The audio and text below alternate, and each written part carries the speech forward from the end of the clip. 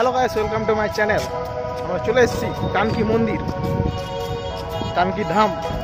পিছন দিকে দেখতে পাচ্ছ। চলো ভিতরে দেখাই তোমাদের কি কি আছে।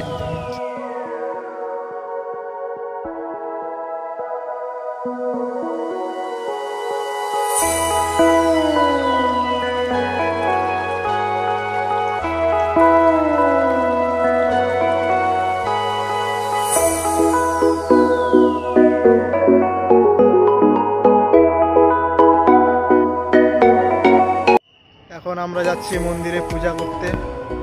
মন্দিরের ভিতর দিকে কোন এলাও থাকলে তোমাদের ভিতরটা দেখাবো কিরকম আছে।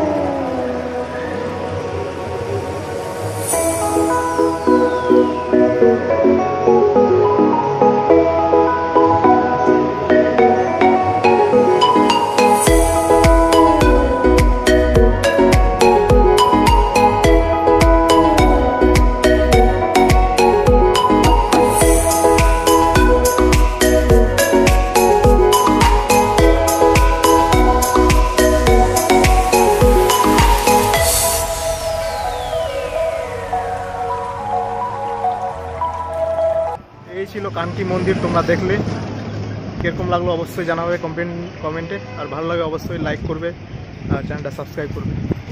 দেখা হচ্ছে নেক্সট ব্লগে। Bye bye, take care.